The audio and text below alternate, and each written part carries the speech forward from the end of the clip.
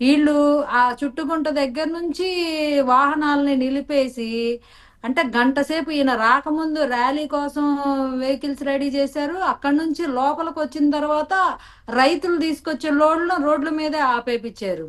అంటే 10:40కి వచ్చిన వ్యక్తి 12 దాకా లోపలే ఉన్నాడు. అంటే ఈ లోపు వచ్చే వెహికల్స్ అన్ని రోడ్డు జామ్ అయిపోయి ఎండలో అసలు లోపలికి వెళ్ళి అన్లోడ్కి పెట్టిన ఆ, టిక్కీలను కూడా ఎలా పడితే అలా చిందర వందరగా పడేసి జనాలు, ఆ రైతులు వచ్చే వాళ్ళకి తూకాలు ఆగిపోయి ఎంత ఇబ్బంది పడ్డారంటే, అసలు ఎవరు రమ్మన్నారు ఆయన్ని? రైతులు వెళ్ళి అన్నా మాకు బాధలు ఉన్నాయి, మీరు వచ్చి ఉమ్. తీర్చండి ఆర్చండి ఏమన్నా ఎవరన్నా ఒక వినతి పత్రం ఇచ్చారా? ఆయన మొహానికి ఇవ్వలేదు కదా. ఎవరు రమ్మన్నారు అసలు? అసలు పోలీసులు ఎందుకు పర్మిషన్ ఇచ్చారు? అప్పుడే ఎత్తేయాల్సింది, తీసుకెళ్లి లోపల పడేస్తే తెలిసేది కదా. ఎన్నికల కోడ్ ఉండి కోడును కూడా ఉల్లంఘిస్తా అంటే న్యాయస్థానాలు లెక్క చేయరు. ఎన్నికల కోడ్ని రాజ్యాంగబద్ధమైన దేన్ని లెక్క చేయకుండా ఇష్టానుసారం చేస్తుంటే ఎందుకు చేయనిస్తున్నారు? అసలు అదే అందరికి వచ్చిన క్వశ్చన్, ఎందుకు చేయనీయడం అలాంటి పనులు? ఎందుకు ఇప్పుడు అసలు అక్కడ పర్మిషన్ ఎవరు మీరే ఇచ్చారు మీ ఆయనకి? ప్రభుత్వం ఏమో అసలు రైతులకు పర్మిషన్ ఎవరు ఇచ్చారు? ఆయన కాదండి. ఎక్కడికైనా కదలాలంటే ప్రతిపక్ష నేత బయటకు, మేము ఇంతకు ముందు పార్టీ ప్రోగ్రామ్ చేయాలంటే పవన్ కళ్యాణ్ గారు బయటికి కదలాలంటే 3 రోజుల ముందు మేము పర్మిషన్ లెటర్ పెట్టుకుంటాం. మేము పలానా చోటకి వెళ్తున్నాము, ఇంతమంది వెళ్తున్నాము, దీనికోసం వెళ్తున్నాము, మాకు ఇలా వినతి దానికే పత్రాలు పర్మిషన్ వచ్చాయి, ఇచ్చేవారు మేము కాదు వెళ్ళాం. కదా. అసలు పర్మిషన్ లేకుండా ఆయన బయటికి రావడం తప్పు. బయటకు వచ్చి ఇష్టానుసారంగా తిరుగుతుంటే ఎందుకు ఊరుకుంటున్నారు అసలు? ఎందుకు అట్లా చేస్తుంటే, విధ్వంసం చేస్తుంటే చూస్తా ఊరుకుంటున్నారు? ప్రజలకు అసౌకర్యం కలిగిస్తుంటే చూస్తా ఎందుకు ఊరుకుంటున్నారు? అసలు తప్పు కదా అది. మమ్మల్ని ఊరుకోలేదు కదా అప్పుడు. మమ్మల్ని ఇప్పుడు 150 మందికి పర్మిషన్ ఇచ్చారా? 150 మందే ఉండాలి. ఒక ఇద్దరు ఎక్కువైనా కూడా తీసుకెళ్లి లోపలేయడం, హౌస్ అరెస్టులు చేయడం చేశారు కదా. ఇవన్నీ ప్రజలకు అసౌకర్యం అనే కదా చేశారు.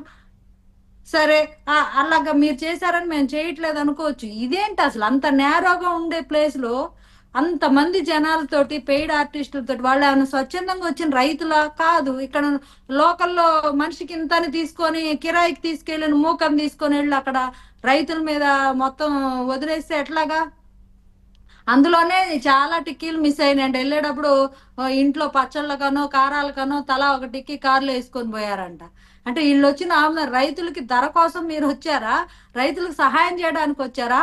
వాళ్ళు ఆరుగాలం కాదండి, అది పండించుకున్న పంటని మీరేమో అక్కడ దొబ్బుకోవడానికి వచ్చారు మీరు. రైతులకు సౌకర్యార్థం మీరేమో ఏ ఇబ్బందులు ఉండకుండా కనీసం భోజనము టిఫిన్ సౌకర్యం ఇవన్నీ కూడా తక్కువ అక్కడ, అంతే తక్కువ ధరకు అక్కడ ఏర్పాటు చేశారు. అక్కడ ఇవన్నీ అన్నా సౌకర్యాలు క్యాంటీన్ పెట్టారు. కల్పిస్తుంటే వీరేమో వెళ్ళి అసౌకర్యాన్ని అక్కడ వీళ్ళేమో కల్పించారు. వచ్చి ఆయన పండించుకున్న పంటను కూడా కారుల్లో వేసుకొని పోయి వాళ్ళ వెహికల్లో వేసుకొని పోతే ఎట్లాగా అసలు? అలాగా ఆయన ఏం చేయడానికి వచ్చారు? ఏం చెప్పడానికి వచ్చారు?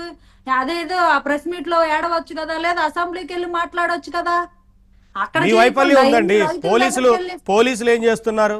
మీ వైఫల్యం అది స్పష్టంగా కనిపిస్తోంది మరి. అదే మేము కూడా అసలు పోలీసులు ఏందో వాళ్ళని బట్టలు ఉడదీస్తా అనేసరికి భయపడి దడుచుకొని దాక్కున్నారా? లేకపోతే ఎందుకు అసలు ఇట్లా వాళ్ళని ఎందుకు అట్లా ఎలా చేస్తున్నారు ఈ కాలకేయ మూకన అనేది అర్థం కావట్లా.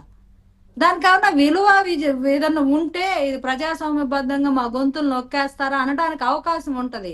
నువ్వేమో ధరల స్థిరీకరణ కోసం 8,000 కోట్లతో నేను నిధిని ఏర్పాటు చేస్తా, రైతులకి గిట్టుబాట్లు ధరిస్తా అని ప్రగల్భాలు పలికి నువ్వు ఓట్లు వేయించుకొని అధికారంలోకి 2019లో వచ్చి ఒక్క రూపాయి అయినా ధరల స్థిరీకరణ కోసం ఒక నిధిని ఏర్పాటు చేసావా? ఒక్క రూపాయి అయినా రైతులకు ఉపయోగం? రైతులు ఆరుగాలం పంట పండించుకుని ప్రకృతి విపత్తులకు నాశనం అయిపోతే ఒకసారైనా వాళ్ళకి పంట నష్టం కేంద్రం ఇచ్చింది కాకుండా ఏదన్నా పంట బీమా ఏమన్నా ఇచ్చావా? నష్టపరిహారం అని ఒక రూపాయి వేసావా? ఆ కేంద్రం ఇచ్చిన 6,500తో కలిపి ఒక 5,000 నువ్వు వేసేసి నేనేదో రైతు భరోసా, అది వైఎస్ఆర్సీపీ పార్టీకి అనుకూలంగా ఉండే కొంతమందికి ఇచ్చుకొని నేను రైతు భరోసా ఇచ్చానని డప్పులు కొట్టుకుంటావు ఈ రోజు. మళ్ళీ ఏదో కింటా